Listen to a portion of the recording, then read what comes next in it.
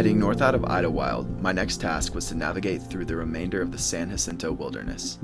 As I continued hiking, the Pacific Crest Trail stayed above 8,000 feet for several miles, which made for some beautiful but difficult hiking through the snow and ice. John Muir once wrote, "The view from San Jacinto is the most sublime spectacle to be found anywhere on this earth," and I have to agree. My time on the mountain was some of the first higher altitude snow travel that I've ever done, and the trail took on a new personality as we moved into some of our highest elevation yet.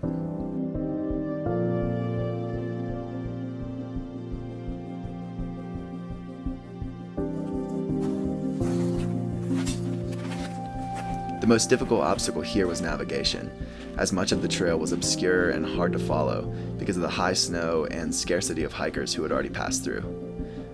Armed with micro spikes for traction and a bit of extra food, I managed to stay in good spirits despite the cold and exposure.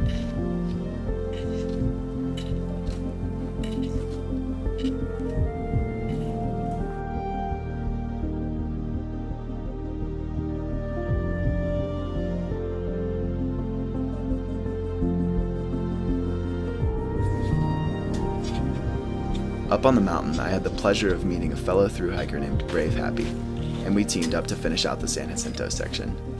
After miles of snow and ice, it was a relief to reach the north side of the ridge and make our way back down into some warmer temperatures.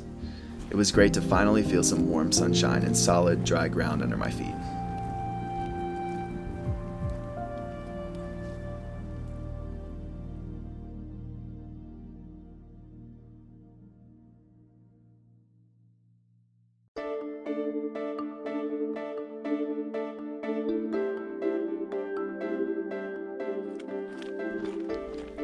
As the trail's elevation quickly dropped over the next few miles, I found the desert to be even more colorful than when I had last seen it.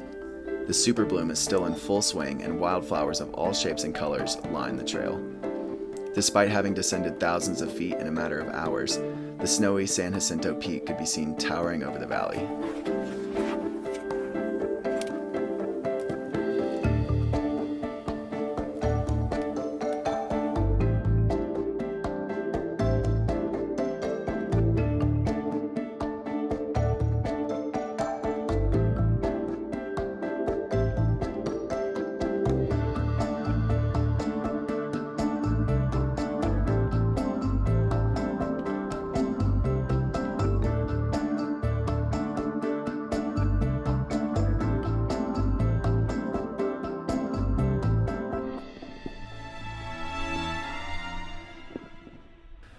One of my favorite parts of this section was the large numbers of small lizards I saw basking on the sandy rocks.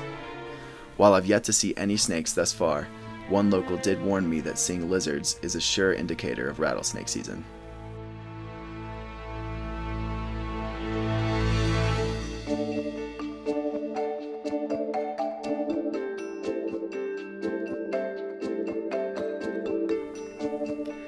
As I reached the 200-mile mark near the valley floor, the flowers were flourishing more than ever.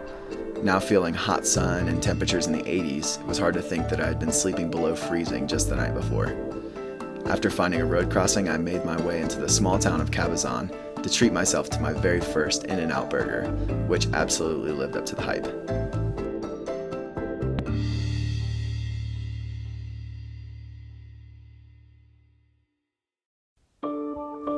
North of Interstate 10, I ran into a thru hiker from Minnesota named Charlie the Gaper Gapper. We shared a few miles and made the questionable decision to make camp right next to the Mesa Wind Farm. When we were camping and we had that terrible night where it was like the wind blew down our tents, the sand was blowing into our tents, and it was just a really just not great sleep.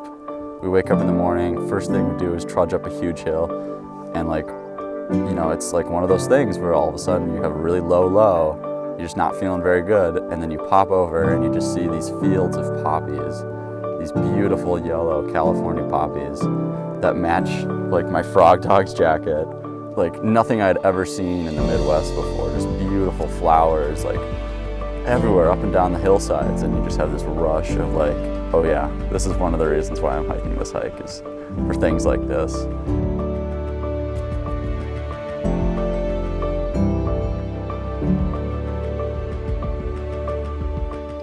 Gaper and I followed the PCT north through Whitewater Preserve and along Mission Creek for several miles. The washed out trail was difficult to maintain, and we ended up crossing the creek nearly 30 times. While we did have to work hard to avoid getting wet feet, it was nice to have a consistent water source as we made the tough climb up into the mountains of San Gorgonio.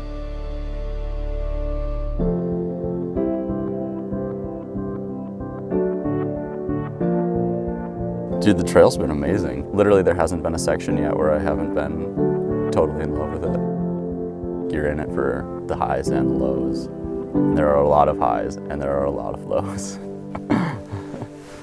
We haven't even done 10% of the hike yet. Every time I look at the map, I kind of get my stomach drops a little bit. I'm like, man, feels like a lifetime that I've walked already, but we haven't covered barely any of this trail yet.